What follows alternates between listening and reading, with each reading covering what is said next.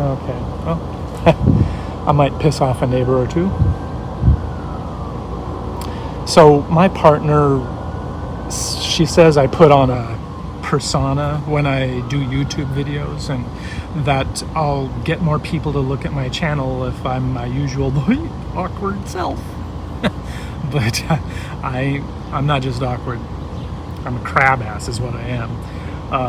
A curmudgeon. I'm pissed off, and right now I have a hernia on top of it, so I'm just a bundle of joy. But I'm also an independent in a purple state, in a country that is just bumbling into bad ideas. We've got meek Democratic leaders and Republican sycophants pretending to protest for a bill and then voting for it, the big pitiful bill, that we won't really feel the pain of until after the midterm elections. Funny how that worked out, huh? But I'm craving a politician that will stand up to the mouthy idiots that think they speak for all of America, and they share every fake meme or conspiracy theory that fits their ideology. And no, I'm sorry, I can't celebrate today, the 4th of July, while watching a leader drag us into destruction, when what I want is a leader who respects a dissenting voice, who listens to actual experts and doesn't railroad us into authoritarianism. But you know what? Here we are, watching this illegitimate hate child of Mussolini and Don Rickles acting like he was dropped down a few flights of stairs twice. What I want is a president who would unrig the game, one that embraces truth, real truth over tribal bullshit. But sadly, we let this all happen. We let our nation slip into this condition ripe for insanity, because a president was never meant to rule by decree. They are not a king. Co-equal branches of government, does anyone remember that? Checks and balances? But no, we let the presidential office gather powers to wage wars without full debate, to declare emergencies where nothing exists, to claim free speech in one breath, but regulate what we can say in the next, to send undocumented families to random prisons or Florida swamps or Guantanamo, because why not? How dare they crave safety in a country that gave them nothing in return for working for us, and they even pay taxes into it. We're stuck with a president that creates problems, then fumbles through solutions, bragging about it, blaming the mess on a predecessor or people who actually care about a fellow American, or blaming it on a party that isn't even in power right now. He keeps pushing the envelope to see if the system will break. That is not strength, but it is intentional. That is an authoritarian in Republican clothing. Oh wait, my bad. The emperor has no fucking clothes, and Congress doesn't care. We deserve better. And I want to hear a president say, and mean it, that they will not claim or hoard or expand powers. Never meant to be theirs alone, by the way. I want to hear a president say that they will call on Congress to reclaim its voice, its courage, its rightful place at the heart of this republic. You know what? Debate. That's fine. Have at it. But you know what? Respect other voices. Consider you may be wrong, and opponents may actually be right, and that they're not unpatriotic devils for disagreeing with you.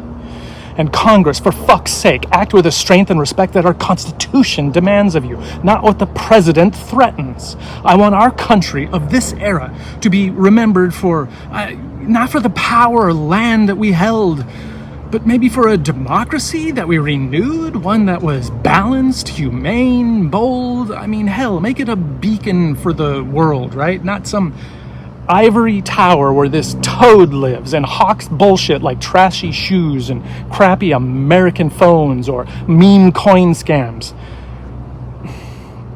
I mean, we used to distrust government, but Christ, politicians, we now stand in abject disbelief at this shitstorm you are allowing.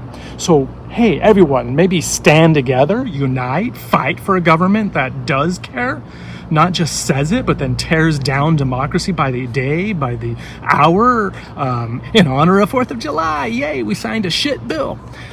Defend our American independence, because we're allowed to have our own ideas. We're allowed to have judges that disagree with the president because they're not owned by the president. They are free from political bullshit. The FBI, the DOJ, they serve the law, not the president.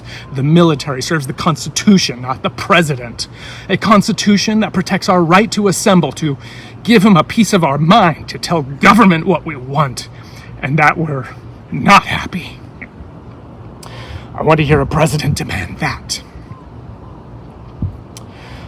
I want to hear a president support bold and wise reforms. I don't know, strengthen the war powers resolution, because stop enabling genocide or greedy world leaders. 20-year term limits for Supreme Court justices maybe, because stronger checks on abuse of power. Restored voting rights for everyone, not just a few. Serious electoral college reform, because every vote should count equally. This isn't about left or right. It's about protecting the country that we love together. It's not whether a president can capture Panama or force Congress to do his bidding, or how to make the rich richer and the poor poorer. It's about what a free people can build together. There's a concept. A president should be saying and doing everything within their power, within the powers of conversation, cooperation, and commitment to morals. All of this to empower American people themselves. But the people, we are not empowered. We are not empowered if politicians dictate what the news can say, what we can say, whether explicitly or through coercion, covert, in the open, whatever. We are not an empowered people if we are kept in the dark with no reality to reference, fed the propaganda of 50 shades of fucking orange. Don't believe it can happen? Read Dietrich Bonhoeffer's letter on a theory of stupidity. That's essential reading, because it can happen to any one of us, no matter how smart. And we know what's going on. You know what's going on, so stop being so detached. It's like we're smoking a cigarette and just leaning back instead of grabbing the steering wheel of a car that is out of control. We hear all the time that the media is worthless, all the damn time. It's repeated so many times we've started assuming it's true. That is called the illusory truth effect, by the way. It doesn't matter which side you are on. When some of us watch the news, we don't even realize that we're consuming spectacle and opinion and propaganda, not real news. And so we devalue news when really we should not. Freedom of the press isn't good when it agrees with you. It is a fight you defend, especially when it doesn't agree, especially when politicians in power are trying to distract us with mayhem and repeated nonsense. Real journalism will make us uncomfortable. It is not there to flatter us. It will question what we believe. It does not play favorites, and it will piss us off. That is not weakness. That is strength. And we need leaders who face facts and do better, instead of belittling or shouting down as fake news or silencing a reporter who came with receipts, by the way. We don't fix anything by silencing news and living in a bubble. We fix it by demanding better. The answer is not censorship, like, preventing the use of words like DEI or discrimination or, Jesus, even the word women is getting ripped out of context. I, John Q. Citizen, call on every newsroom, every journalist, every American, find those facts, verify them, and defend them. Defend them even when they cut you down. Defend the press even when it hurts, even when someone is trying to sue you into submission, or worse, out of existence. Without truth, our freedom is a sham. This is all a sham. Without truth, there is no America. Stand up, speak up, fight for the truth, and stop believing something is true just because Trump or some AI nonsense told you. There is no freedom following this man, off a cliff, because America is courage. America is courage, and courage is in facing real truth. So, I don't know, maybe let's act like it. Stand up, speak out, defend the truth, not what you want to be the truth. That's naive and dangerous.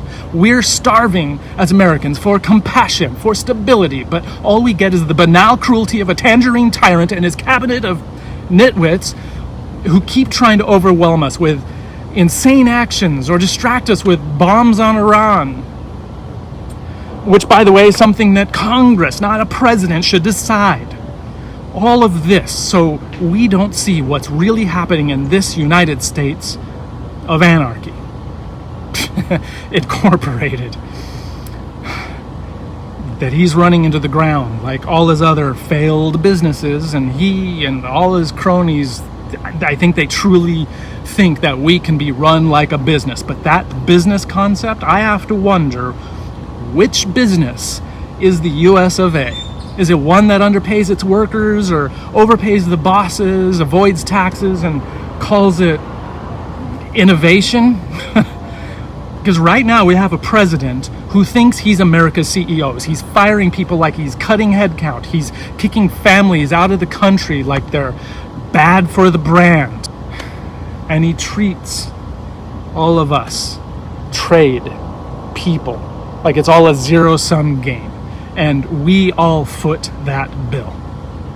And he gives massive bonuses to the wealthy, and then tells working class people to tighten your belts because he thinks we're just in it for $10 instead of $2. Fuck off, dude.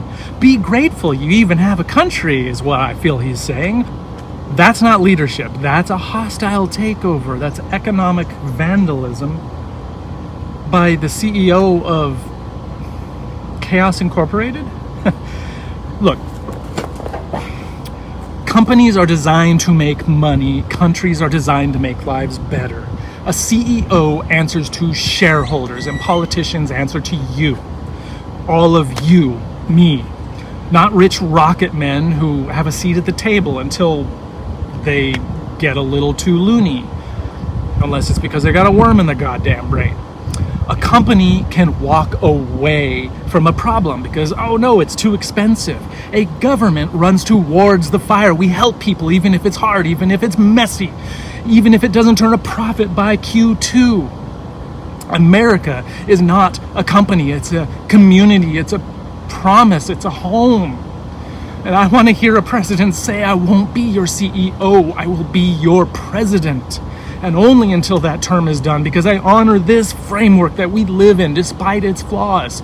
Because I, as a president, care about every citizen, not just the ones who make the balance sheet look good. Because we don't throw people away. We don't build walls around compassion. We don't measure the value of a human being by their tax bracket or their fucking passport. If you want a country that works for all of us, that is a caring, thinking, fighting community, then let's stop trying to run it like a business or a racket Ponzi scheme. Let's run it like, I don't know, a democracy. You are America, not him. And that identity is not dictated by a man who has 6 bankruptcies, who has been caught as a racist against black people since 1973. We can do better. We deserve better. And you know it. But I guess I'll stop it there. That's 14, 15 minutes of ranting on 4th of July. Hey, if you like this, pass it along, share it, whatever.